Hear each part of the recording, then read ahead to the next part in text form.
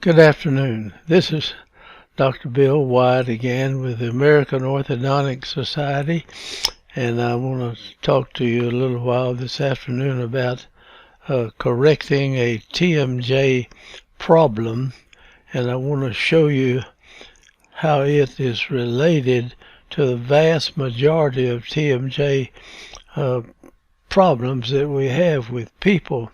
Now, they have a lot of stress and other things that add to it, but one of the major problems is pushing the jaw backwards.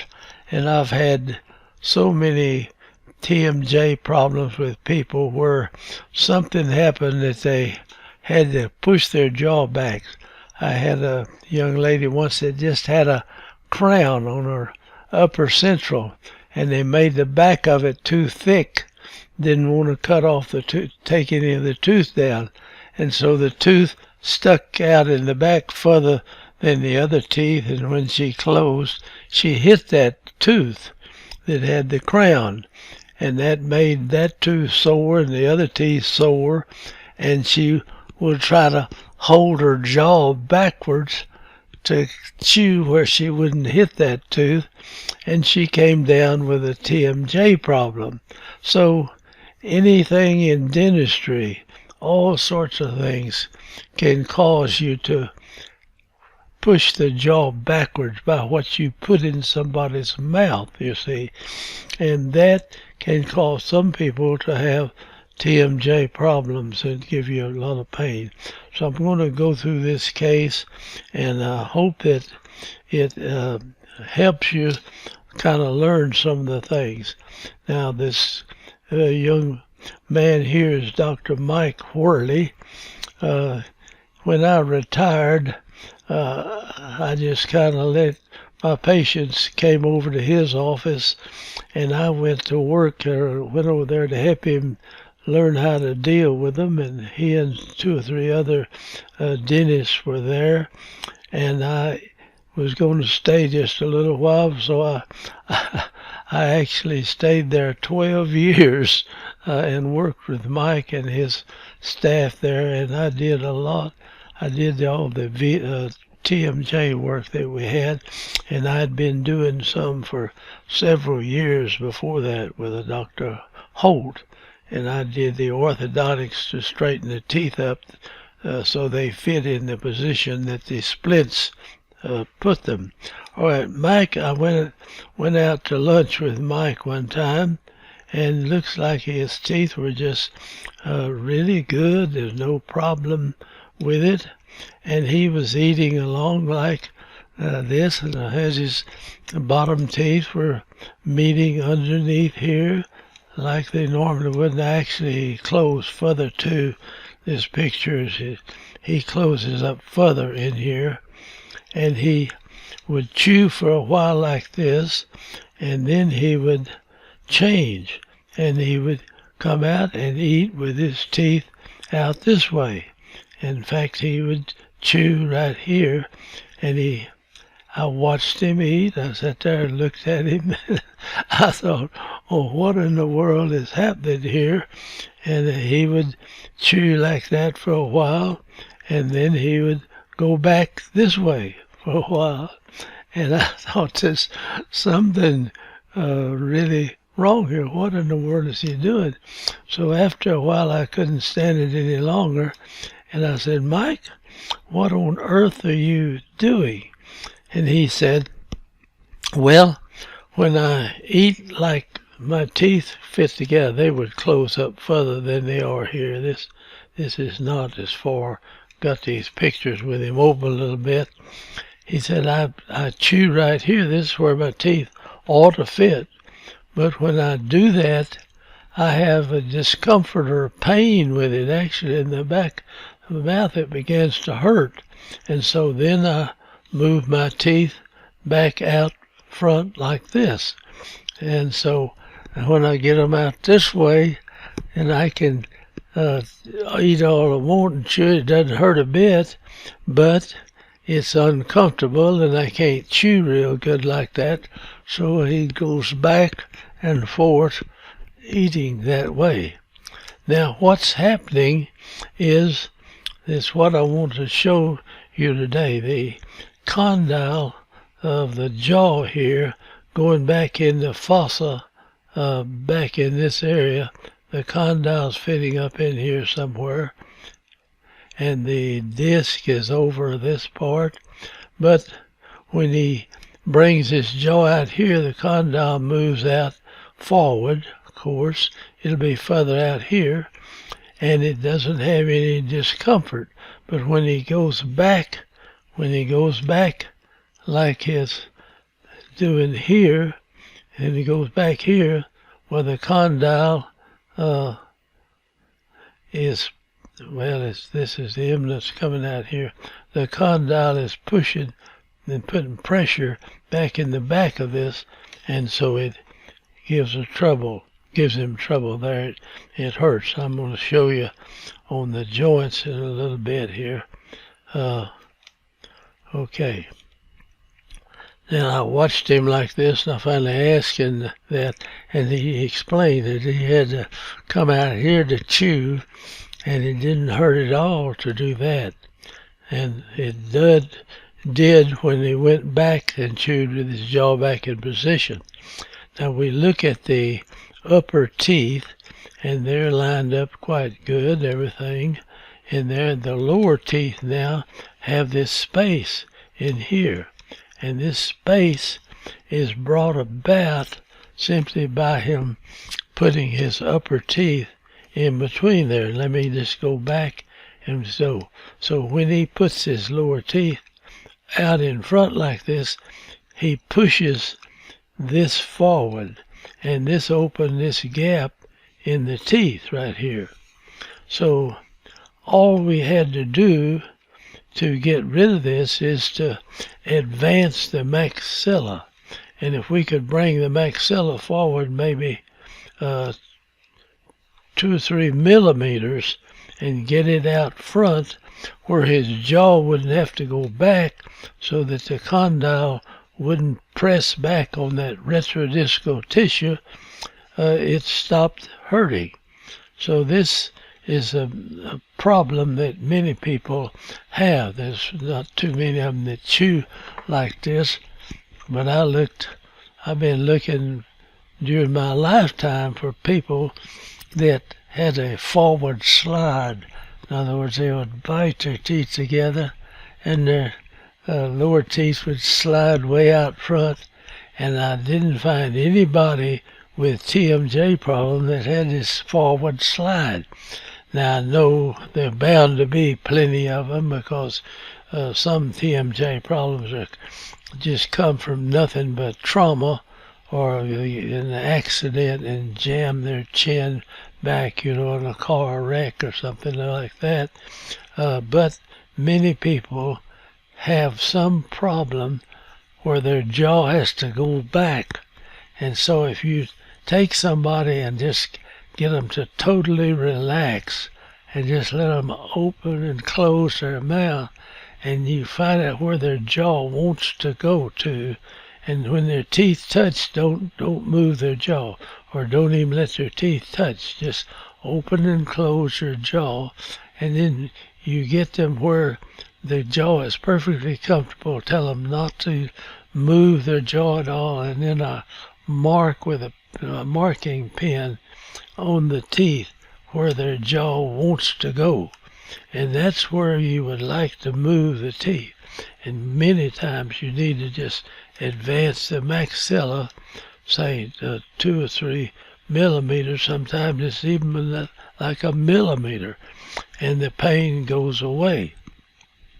So excuse me, the majority of people that I worked on, it was a jaw position that caused it. Now I had a young lady years ago that I was straightening her teeth. She was class 2, and she had beautiful teeth, and they were locked in class 2. I mean, this cusp and everything just fit together so good in here like that, and when I tried to move her maxilla back with the headgear, she was and I was pushing back on this and had the headgear, and her teeth started hurting. We used a class 2 elastics too, and it was causing the teeth to hurt, causing her joint to hurt. And I did not know what was wrong. I sent this young lady to Dr. Bill Bell, who was an old surgeon and has written 2 or 3 books on the temporomandibular joint. I said, is there anything I'm doing wrong here? And he wrote me a nice letter back and said he didn't see a thing I was doing wrong. So I went on with this, and she had this pain. It wasn't terrible pain, but after a while it just quit. Well, what happened, I pushed the teeth, I pushed these teeth, I say the ones that were sitting here, I pushed this back to where the teeth went over the hump, and then they fell back on the other side, and the pain went away. So some people would think, well, the headgear caused the TMJ problem. It wasn't that. It was we were putting pressure on the mandible and crowding the retrodiscal tissue, and whatever you were doing it with would cause pain in some people. Some of them can get away without any pain. I had graduated from college and went with one of my best friends was studying orthopedic. He was going to be an orthopedic surgeon, and he married, and his wife was having a TMJ problem. And I talked to her for a while and asked her what she did, and she sat with her jaw, resting her head on her jaw like this. And at night she slept and pushing her jaw sideways, kind of putting pressure on that retrodiscal tissue and cutting the blood supply off to that area that makes the synovial fluid, and she was having trouble with it. I told her just to never push her back on her jaw and never do this, sleep with her jaw to be free, and the pain went away. So this is something everybody really ought to know about. Let me go ahead now and we'll go back here, and I want to show you. Now, 2 gentlemen in, I believe it's Norway or Sweden, we're going to give you a link on the program back here, and you can go to that link and it'll take you to this video that these 2 gentlemen did on cut downs of the jaw. Now, this is an old picture that came out of a book, and of course this is the condyle here, and this is the fossa, of course, coming out here, and this is the disc or the tissue that takes the pressure when you bite on your front teeth. And this area back here is the retrodiscal tissue that you don't want to put pressure on and cut the blood supply. This, of course, is the ear right there. Now we'll go in here, and I've got some pictures I just shot of this video, and here is one where the condyle is down here, and this is the fossa right up here, and this is with the mouth open pretty wide, and this is the tissue, the ligament holding the disc in, and this is a double concave. The disc is concave from both sides right in here, and when the guy closes his mouth, the condyle will go back and come up in here. I don't have the final picture of it closing up there, but let me just show you this. Now it's going to move back some, and now it moves a little further back, and then here is the what we call the disc, and it has this double concave, and when it is like that, it just physically stays on top of the eminence, and this is the condyle right here, and it stays with that. Now this tissue and this tissue back in here is the retrodiscal tissue, as far as I can tell, where the synovial fluid is formed. You can read about it and go in and look it up on your computer, and it'll tell you about that. Now this goes back a little further now, and then the last picture I think I have is here. Now this condyle actually goes up to about here, and it squeezes all this tissue together, and out of this retrodiscal tissue, the synovial fluid is a highly filtered part of our plasma in our blood, and it is squeezed out into the joint space. Now there's the upper joint space and the lower joint space are two different spaces, and so the fluid is pumped into here and is pushed into here.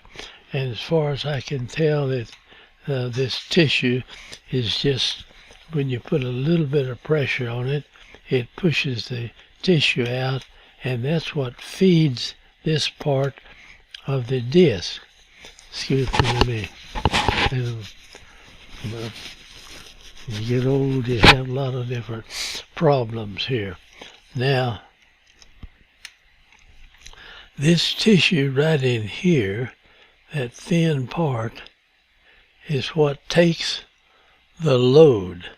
And there's a tremendous load on this tissue.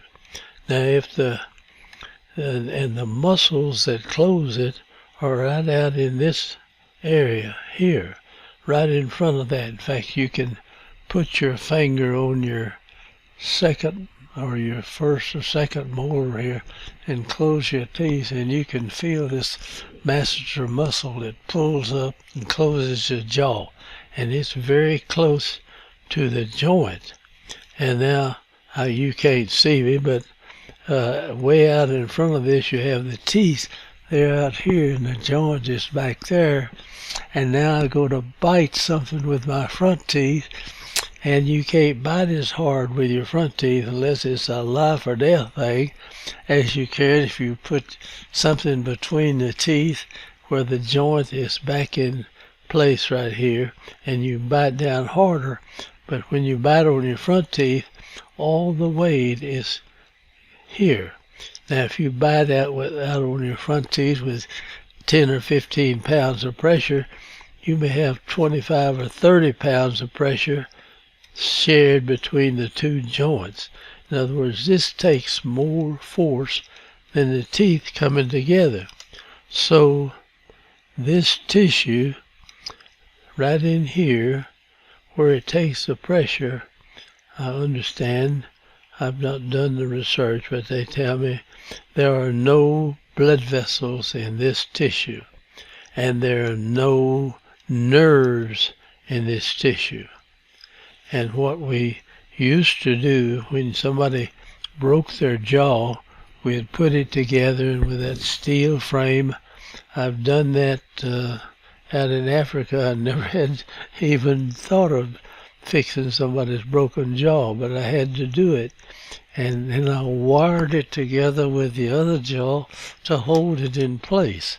And if you put it together, and that's the way they did it then, and put any pressure on it at all, then this synovial fluid that comes in here can't get to this tissue to feed it. This is a very complicated process. The tissue in here is fed by this synovial fluid. It's a protein, different proteins and food and oxygen, and to this tissue right in this area, and then carries the waste product out into the bloodstream and takes care of it, kind of like our kidneys in our body.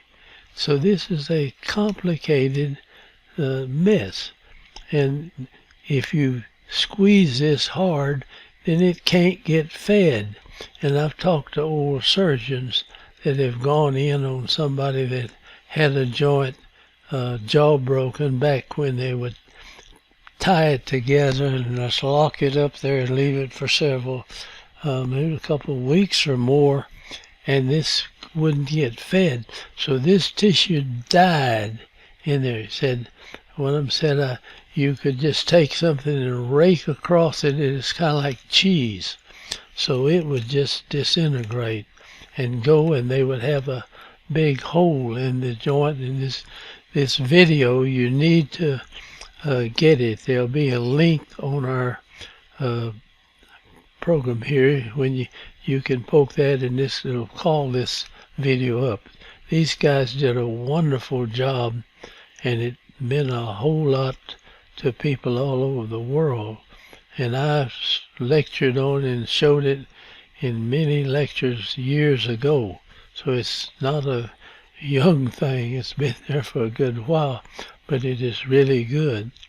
And so this tissue would die if you tied it up in repairing the jaw or holding it there. Now, they said you could just rake it off. This tissue has to be tough as a boot. I'll be 92 my next birthday, and my jaw opens and closes with no noise at all. It's easy and it's smooth, and so I still have a pretty good tissue in between here where this has been going back and forth, and if you get this video, you'll see this condyle go from here and go up to here and back, and this will stay right on top of it and right on the eminence right here, and then they'll show you one that's got a hole in it. It's just wore out.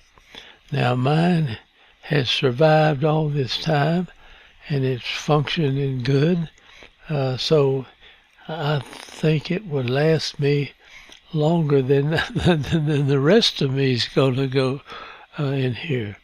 So this has been the major problem. If somebody comes in with a TMJ problem, we first try to advance their mandible where the mandible is closing where it wants to go, and we move their upper teeth around to where they fit over the lower teeth without the lower teeth having to go back here to chew. And we move the maxilla to match the lower teeth where they're comfortable. Nearly all of them would get over it. It's their pain. But many of them had a lot of everybody's got troubles and problems and stress and stuff like that. And if you take all the stress away, a lot of times you'll have this functioning wrong, but it won't bother them enough to give them any trouble. But if you correct this part right in here, they can withstand a lot more stress than they can without it. So that's been my experience over. I've been messing with TMJ problems for about 30 years, and have been able to help many people in doing that. So that's as far as that goes.